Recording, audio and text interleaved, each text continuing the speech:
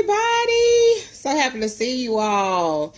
Y'all, this is our month. But for me, baby, I celebrate us 365. We are brilliant. We deserve more than a month.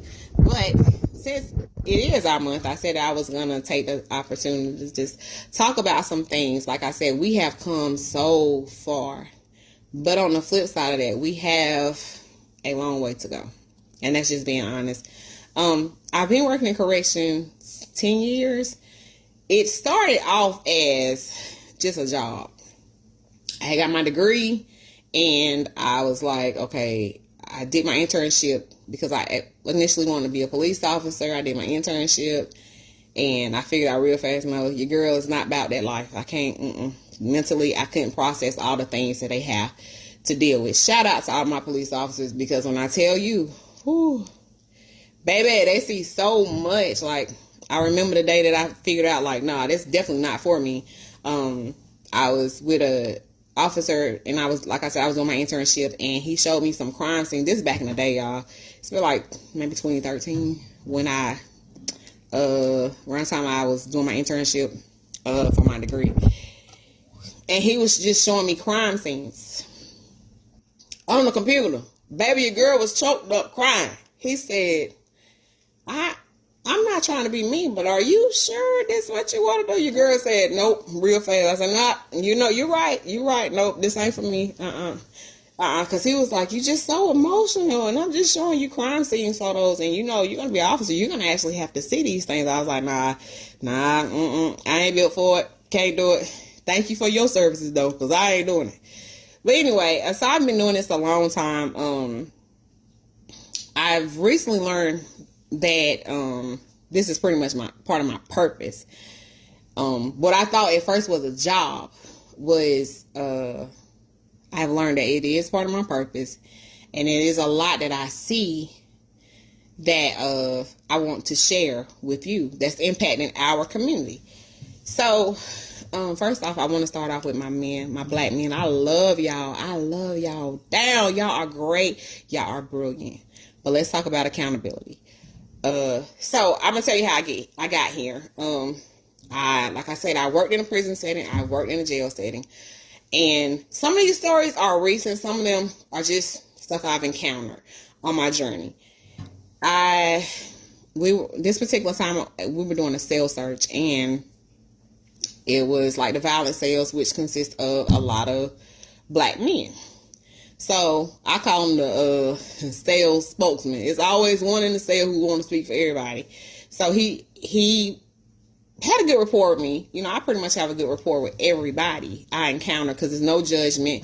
I'm only there to uplift you. I'm there to be a safe space. If it's some things you just want to get off your chest, I'm not there to beat you down or kick you. Like, that's not why God placed me there. And I'm not, in my eyes, I don't feel like I'm better than you. You know what I'm saying? So, because of that, I feel like I am a safe space for a lot of people, because you don't get that from everybody. So, with that being said, the gentleman, the sales spokesman, I know him.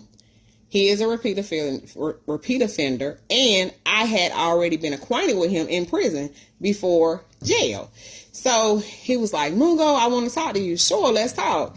He said,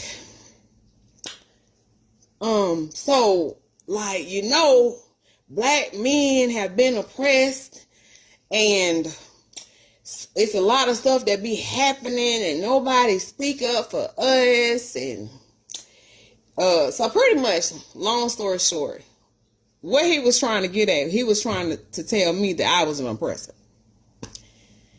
But when you know who you are, you're not moved by other people's thoughts and opinions of who you are or what you are. So I didn't take offense to it. And I have to say this too. Black women, learn to be a safe space for black men. Sometimes they gonna say stuff, it might not necessarily be true. You may not necessarily agree with it, but learn to be a safe space for them. Just let them speak. That's what I've learned. I've learned, even though it's some stuff that they might not say, I might not agree with, I give them a chance to speak. But with me, after they speak, a lot of time it becomes a teachable moment or a moment of reflection. So he spoke, and he was like, So Mongo, how you feel about that? You know, you're working for a system that do this and do that. And I said, okay. So I've heard what you had to say. Now, are you willing to listen to what I have to say? He was like, yeah, straight up. So I said, in my opinion, I do feel like it is a such thing as oppression. It is a such thing as oppressors. But at this point in time, I feel like to a certain degree, black men are their biggest oppressors. And so when I said that, you know, all of them looking at me kind of like with the side eye. I say, listen, hear me out. I said, I do feel like it's a narrative that's been placed on our community, especially on our black men. But at some point, you believe the narrative. And once you start to believe the narrative, now it's no longer on the oppressors. It's on you. So you believe the narrative, and once I have your mind, the body will follow. So you believe you were thugs. You believe that you were less than. You believe that you were not kings. And you moved as such. I said, let's look around. Most of y'all in here got murder charges. Against who? The person in the mirror. You have been taught to hate yourself, and at some point you bought into it. That's why it's so easy for you to run up on the op and kill him. Because you don't even like you. And he look like you. So you can't sit up here and talk about your oppressors without talking about the person in the mirror. Your oppressors don't make you pull that trigger. You do that. Your oppressors don't make you hate yourself. You hate yourself. What measures are you taking to love yourself? What measures are you taking to look at yourself differently than the narrative that's been placed upon our community about you? And he said, you right. Yeah, because I'm like, at some point, you can't always keep pointing the finger at your oppressors. You know what I'm saying? At some point, you got to take accountability and look at the person in the mirror. Because that's the only thing you can change. You can't change what your oppressor's going to put out there. You can change if you buy into the narrative or not. So, accountability, y'all. We have got to take accountability for us not loving on each other like we're supposed to. Us not being our brothers and sisters keeper. We become the enemy of each other. We got to take accountability for that. So that's one thing I wanted to say. And in this profession, like I said, I've been safe space for a lot of people. So a lot of men tell me so much. Kids, grown men, I just feel like sometimes it's just overwhelming with the stuff they tell me. But like I said, I don't mind being in a safe space, because in that time, I feel like a lot of black men and young black boys, they're not provided with safe spaces. So when they get that person, if they find that person, baby, they cling to it and they just let it out. Now I say this to say this. Now I place accountability to a certain degree on my brothers. Let's place some of this accountability on our sisters. A lot of our young men who are in the prison system and our young boys come from fatherless households. So yes, the accountability has to be placed on the father. You're not there. We need you. We need you to show up. We need you there for these kids. Because a mother, she can only tell a young boy what he's supposed to be. She has no way of showing him, because she's always going to show up as mama. You know, so he needs a male. If it's not his father, he's going to need a good mentor, somebody to show him the way. Because mothers, we are limited in what we can show you. We can tell you, but we're going to be limited in what we can show you, because we always show up as the female. But with that being said, I place the accountability on the fathers for not being there. For mothers, Oh, yeah, I had to pray about this because I said, oh, I'm going to get some backlash. Oh, but tell the truth, shame the devil. To the mother who stayed. Because I'm a mother who stayed. It's not easy. And it's not me trying to beat you down or placing judgment. Because it's not for the weak. It doesn't come with the handbook. And it's going to be a lot of trial and error. So with that, and to understand me being your sisters, I love you. I'm my biggest cheerleader. But I just want to grow you. I just want to grow you. And in order to do that, I have to sometimes apply constructive criticism.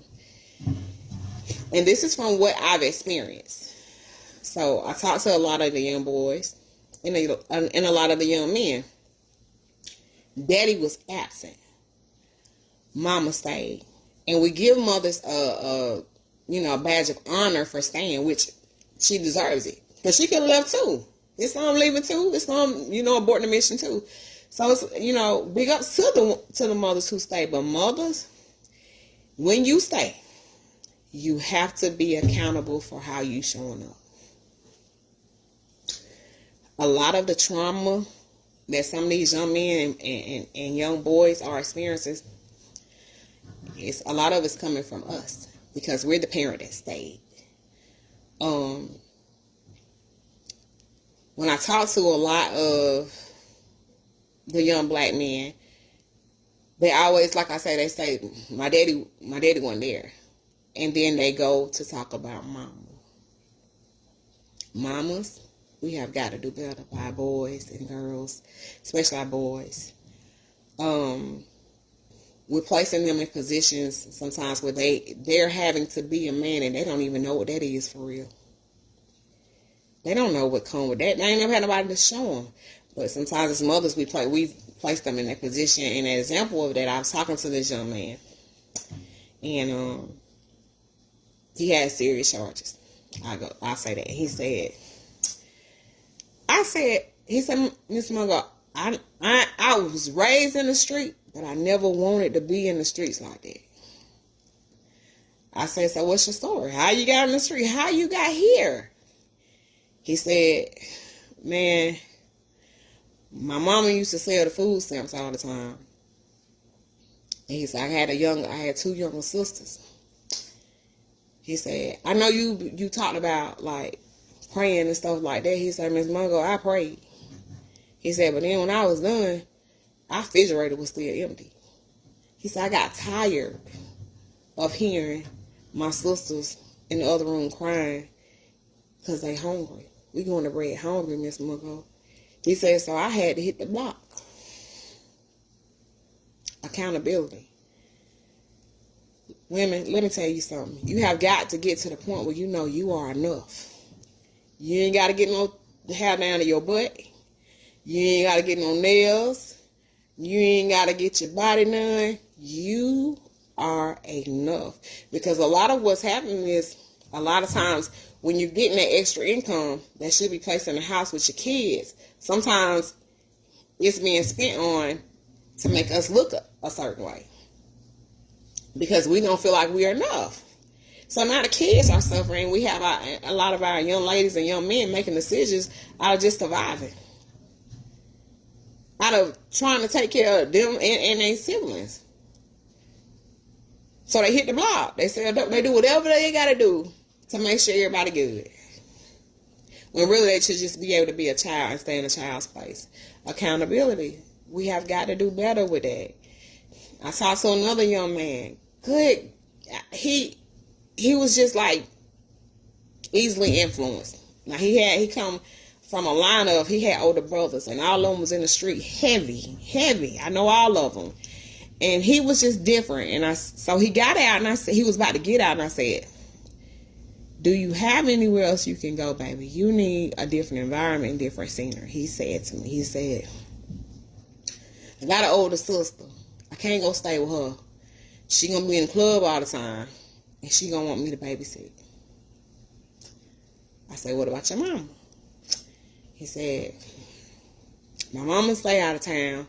I ain't going to stay with her because her boyfriend beating with her, and I'm gonna kill him. I'm gonna have to kill him if I stay with her.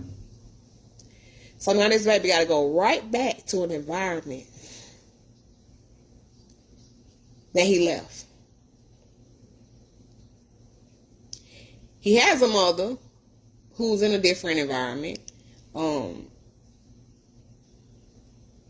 he can't even go stay with her because he don't want to have to kill a boyfriend for beating on her. Mama's accountability. And this is no shame, because I'm not perfect either, y'all. I've grown so much, and that's why I just want to help play a part in growing y'all. You gotta be mindful of who you dating. Lord knows you gotta be mindful of who you dating, and how it impacts your boys and your girls. Another gentleman, what did he say to me? I have so many stories. I could go on and on and on, but I'm just trying to play stories where I'm talking about accountability and just give you examples of what I'm saying. I had another young man who was talking about his mama. How we got on his mama was, he's not a young man. I take that back. He's older, actually. He's been doing time for a long time. He caught a murder charge. Then, it's complicated. But he had serious charges. But he's been doing time for a long time. Now he's probably in his mid-30s. Very quiet. Very reserved. Don't stay out the way. And I seen him, and I could tell it was something heavy on him. Like, to me, the eyes are the window to the soul. I just could look in his eyes and tell he carrying something. So I said, I waited for everybody to go, and he was like the last one. I was like, what's wrong with you? He was like, what you mean? I'm good. Another thing, before I get into the story, a lot of times black men are not good. They just been conditioned to say it. They're not good. And they don't have safe spaces for when they're not good. But anyway, now let me get back to my story. He was like, I'm straight. I said, no, you're not. I said, it's all on you. He was like, no, I'm straight. I said, no, you're not. And I don't know what made me ask him this. I was like, when the last time you cried, man? And he looked at me. We talking about like a middle-aged 30-year-old man who looked at me. He said, cry? I don't cry. Now he looking at me like I said something wrong. I'm looking at him like, what is wrong with you? He said, I don't cry. I said, you're a human being. You do understand there's nothing wrong with crying. Why you don't cry? He said, man, my mama taught me since I was a young boy, man, crying, if you cry, you weak. I said, so your mother told you that if you cry, that you're weak. He said, yeah. He said, so I be feeling like I want to cry, but I don't know how. Mothers, quit telling our young boys that they're weak for being human. Crying is a universal language, man. Everybody cries. But a lot of our boys have been conditioned not to. And they keep it bottled up, and it turns into rage. Now, Lil Tay Tay been told, because his father's not there. Mama's there. Mama's just doing, she doing the best she can. Mama trying to make him tough. So mama tells him, no, you don't supposed, boys don't cry. You don't supposed to cry. Lil Tay Tay ain't got a father there. Lil Tay Tay, in the hood. Lil Tay Tay keep all that bottled up. Lil Tay Tay already has been taught to hate himself. Lil Tay Tay got a problem with Lil Ray Ray. Lil Tay Tay killed Lil Ray Ray. Lil Tay Tay ended up in the system for a long time at a young age. And at his big old age, he's still carrying all this rage because he been taught he don't supposed to cry. He ain't even human. What I'm saying is, and I just use those examples. I don't know a little Tay Tay, a little Ray Ray. I just use examples. But what I'm saying is, we are always, especially Black people, we have got to get to a point where we love on each other and quit thinking that we are disposable. We will throw you away, honey. We will throw you away. First of all, love your brothers and your sisters. Understand that a lot of your brothers and your sisters have been conditioned to think a certain way. Sometimes most times we judge the branches without getting to the root. What caused Lil Tay Tay to kill Lil Ray Ray? The root cause of Lil Tay Tay killing Lil Ray Ray could be father's not there, mama's showing up, but mama's not showing up in the way that she's supposed to show up. Lil Tay Tay is holding a lot in because Lil Tay Tay ain't got a safe space. Lil Tay Tay got a lot of built up anger. Lil Tay Tay haven't been taught how to communicate when he's having a disagreement. Lil Tay Tay been taught to pull tools out. The hood, that's what Lil Tay Tay been taught. Lil Tay Tay ain't seen nobody ever have communicate when they're having disagreements and be like, okay, well, I don't agree with you, you don't agree with me, but I still feel like you deserve to live. We just disagree. Lil Tay Tay been taught when he don't agree with somebody, and if they got a chip on their shoulder or if they piss him off, he's supposed to kill them. Lil Tay Tay end up in the system clueless. That's another thing. We have got to hold our children. But first, we have to hold ourselves accountable with learning the law. If you Black, you definitely need to understand your rights. Our kids coming there don't clueless. Lil Tay Tay done caught a whole body, and you go to get Lil Tay Tay and tell Lil Tay Tay, come on, baby, it's time for Bond here. And Lil Tay Tay look at you and say, what's that? What? So you've been taught how to pull the trigger, but you ain't been taught about the aftermath of what happens after you pull the trigger. So, like I said, my Black women and men, I love y'all. But we have so much work to do. It breaks my heart because we are losing a lot of our young Black men and young Black boys to the system. To the system. I seen the most potential, some of the most potential in prison cells with life sentences. From things they did when they was like 17, 18 years old. We have got to teach our children that the system is not to be played with. It hits different when you see a child. This is a child. Yes, they go out here and they commit some crimes that's out of this world. But again, let's get to the root of it. And once we get to the root of it, y'all, we got to tackle that root. And we got to try to change and we have to try to tackle the root so we can prevent that root from spreading, that mindset from spreading to the up and coming generation. Because if we don't, y'all, it's going to be bad for us. It's bad now, honestly. It is. It's so heartbreaking to see these kids fighting for their life, fighting a system that they're not gonna win.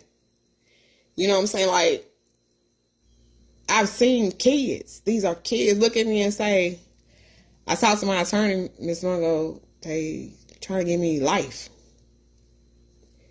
You ain't even had a chance to live life yet, and your life is gonna be taken away from you. It's so sad, but again, y'all, while we investing in doing these, line dances and investing in getting all these bags and doing all this stuff, it's a war waging outside against us. And a lot of times we are the last to know until we in it. I'm just asking y'all to love on each other. Let's combine our resources. Because it's one thing to tell little Ray Ray, you shouldn't be doing that, but then you ain't putting no food in little Ray Ray refrigerator. And then it's one thing to tell little Ray Ray, you shouldn't be doing that, but you got to send him back home to mama, and mama's still struggling and she has some issues that she's tackling. So that's why I'm saying we have to heal, come together and seek healing. Little Tay-Tay need to be healed. His father play a part in trying to heal his father, play a part in trying to heal his mother. Like, this thing is deep, y'all. It's just like a generation of just hurt people hurting people. And so I encourage y'all to just love on each other. Take the time to realize, like, what is your identity? If you take off the J's, if you take off the big chains, you take off all your clothes, who at the core essence of you, who are you? Sisters, if you don't get the BBL, if you don't get your nails done, if you don't get your hair done, and you can't buy this expensive bag, and you can't buy the car, and you can't get the house that you want, at your core essence, who are you? You still matter. You still have value. But it doesn't mean anything if everybody else can see it and you don't. Take the time to realize who you are. Take the time to understand that we need to combine our resources. A lot of the resources that we're spending elsewhere with other people and not thinking about, like, a lot of people who hurting and who can benefit from it. See, I feel like that was the difference between our ancestors and a lot of us. Our ancestors felt like it's no I in we. It's a we. That's why they would collectively come together. They would collectively march. They would collectively combine their resources to build a Black Wall Street. We don't understand that, but we definitely need to get back to that, because if we don't, I can assure you, this up and coming generation is going to suffer. But yes, I've rambled a lot. That's all I wanted to say. Y'all, this is new to me. Ooh, excuse me. I know I stumbled over some words. I'm not comfortable, like, really speaking. I'm more of a behind the scenes type of person. Like, in a movie, I'll be direct and be cool with that. I don't have to have, like, be front and center. But in this season, I feel like God is calling me to be front and center, and I got to be obedient, y'all. So I will be producing more content and recommending you some books to read. Some books that I started to read on my journey when I was wanting to become enlightened to a lot of things that was impacting me. So I love y'all. Y'all have a blessed day.